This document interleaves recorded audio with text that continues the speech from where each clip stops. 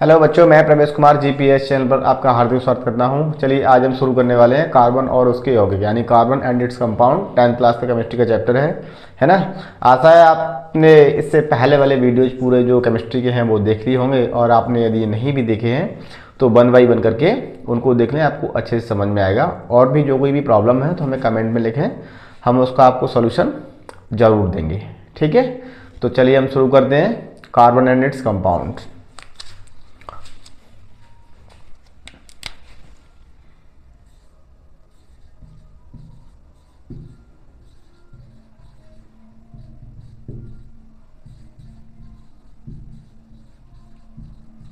ये अपने चैप्टर का नाम है बेटा, कार्बन एंड इट्स कंपाउंड। तो सबसे पहले हम देखेंगे कार्बन। कार्बन कंडीशन क्या होती है, देखो बेटा इसका सिंबल इसका सी होता है। सिंबल इसका सी, एटॉमिक नंबर 6 कौन सा होता है, एटॉमिक नंबर 6। और इसकी वैलेंस शेल में इलेक्ट्रॉन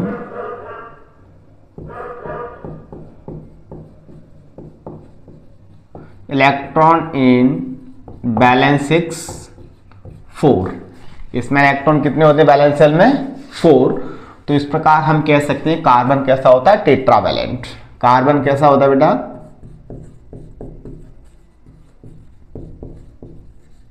टेट्रावैलेंट का मतलब होता है कार्बन 4 बॉन्ड बनाता है इस तरीके से। कितने बॉन्ड बनाएगा, 4 बॉन्ड बनाएगा। ठीक है, और कार्बन की कैटेनेशन प्रॉपर्टी होती है। कैटेनेशन का मतलब क्या होता है कि वो हमेशा चेन बनाता है ना। क्या बनाएगा भैया, चेन बनाएगा।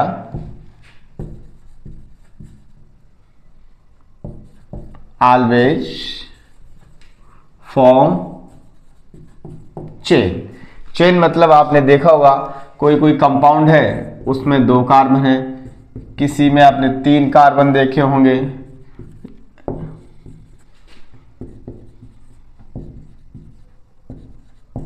इस तरीके से यानी कार्बन के कंपाउंड की बहुत सारी चेन होती है। अब देखते हैं हम नेचर में एक कितना कार्बन मिलता है, कहाँ मिलता है, कैसे मिलता है, किस फॉर्म में मिलता है ना। तो देखिए नेचर में जो कार्बन है वो बहुत ही कम मिलता है। कार्बन के मिलने की जगह नेचर में कहा है, एक तो क्रस्ट में मिलेगा और एक एटमॉस्फेयर में मिलेगा। क्रस्ट में तो और ही कम मिलता है, एटमॉस्फेयर में थोड़ा सा फिर भी ज्यादा मिलता है ना। तो क्रस्ट में कितना मिलता है भाई, देखो जो हमारा कार्बन है वो कहां मिलता है, क्रस्ट ऑफ अर्थ। अर्थ के क्रस्ट में मिलेगा। अर्थ के जो क्रस्ट में कार्बन आपको मिलने वाला है वो मिलता है 0.02%। और कहां मिलता है कार्बन, और मिलता है एटमॉस्फेयर। एटमॉस्फेयर में कितना मिलने वाला है, 0.03% एज CO2 के फॉर्म में मिलता है, कार्बन डाइऑक्साइड के फॉर्म मिलता है।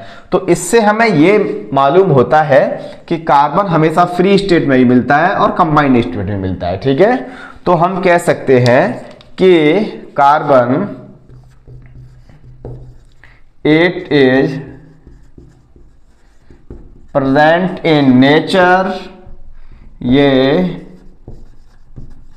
It is present in nature as 2 form, as 2 form.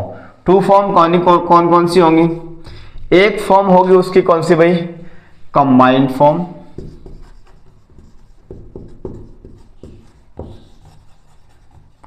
और अपनी दूसरी होगी फ्री फॉर्म, यानी कि एक तो स्वतंत्र मिलने वाला है और या फिर किसी से जुड़ा हुआ मिलेगा, जैसे कार्बन ऑक्सीजन से जुड़ा हुआ है। ठीक है, तो इस तरीके से कार्बन हमारा 2 फॉर्म में मिलता है नेचर में, एक तो कंबाइंड फॉर्म में मिलेगा और एक फ्री फॉर्म में मिलेगा। कहां मिलता है, अर्थ की क्रस्ट पर मिलता है और एटमॉस्फेयर में मिलता है। एटमॉस्फेयर में 0.03% मिलता है। ये किस फॉर्म मिलेगा, यानी गैस के फॉर्म मिलेगा, कार्बन डाइऑक्साइड। और 0.02% मिलता है वो अर्थ की क्रस्ट में मिलता है, एज अ फ्री फॉर्म मिलता है। ठीक है, तो चलो आगे हम देखते हैं और कंडीशंस क्या रहती हैं कार्बन की।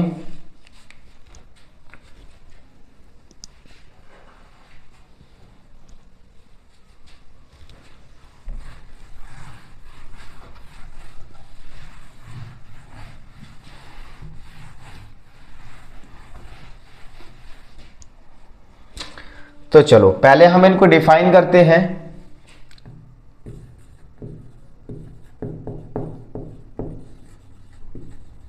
कंबाइंड फॉर्म का मतलब इसमें carbon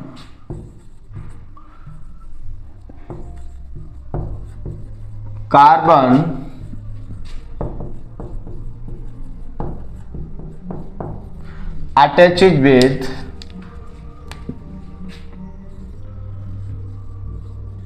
other elements like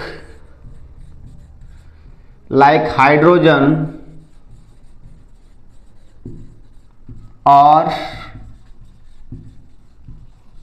oxygen etcetera, यानी कि और भी हो सकते हैं। ठीक है,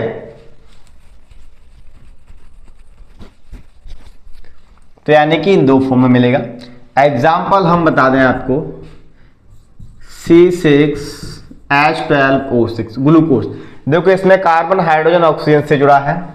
इससे पहले मैंने आपको बताया था CO2, इसमें ऑक्सीजन से जुड़ा है।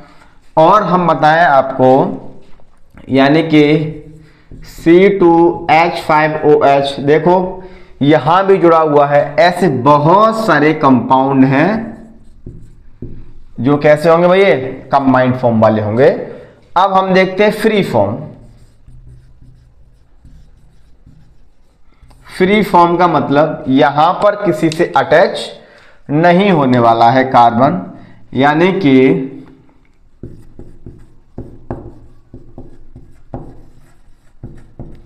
इन this form the carbon atom bonded to each other, आपस में होते हैं, वो बॉन्ड होते हैं ईच अदर। एग्जाम्पल इसमें मिल जाएगा आपका ग्रेफाइट।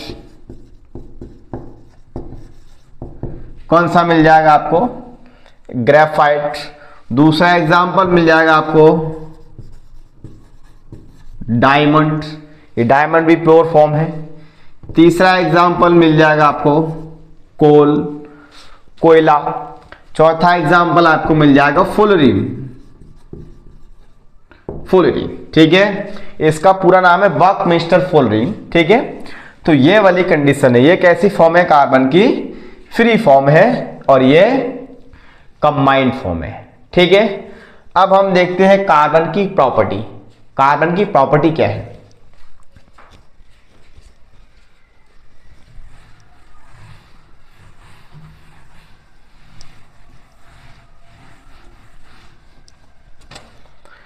देखो प्रॉपर्टी ऑफ कार्बन।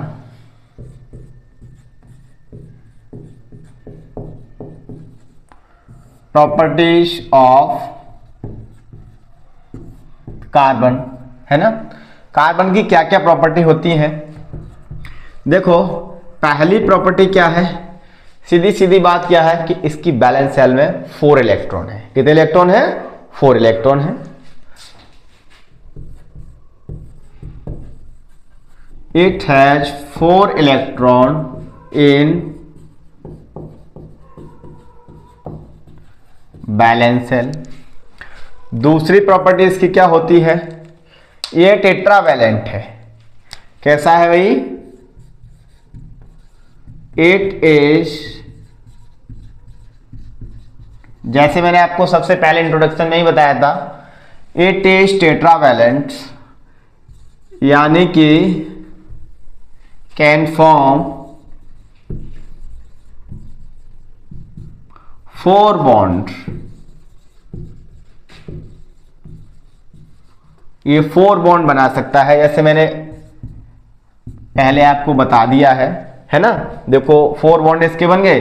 अब मान लिया मेरे पास क्या है, एक मैंने जोड़ दिया। अब इसके कितने बॉन्ड और बकाया है? एक तो बन गया, 3 बकाया है, तो मैंने 3 इसको बना दिया, 3 इसको बना दिया। इनको सबको बैलेंस कर दे रहे हैं हाइड्रोजन से, 1 2 3 4 5 6 को हाइड्रोजन तो एक ही बॉन्ड बनाता है ना। मैं इसको कैसे लिख सकता हूं? इसको मैं लिख दिया CH3, इसको मैं लिख दिया CH3, थोड़ा सा पास पास लिख दें, है ना। और इसको जोड़ दें तो क्या लिख देंगे? C2H6, है ना। अब तीसरी प्रॉपर्टी इसकी क्या होती है भाई? तीसरी प्रॉपर्टी इसमें कैटेनेशन प्रॉपर्टी। कैटेनेशन का मतलब होता है एक कार्बन हमेशा दूसरे कार्बन से बॉन्ड, यानी कार्बन किसी न किसी से बॉन्ड बनाएगा, ठीक है। तो यानी कि इट हैज कैटेनेशन प्रॉपर्टी,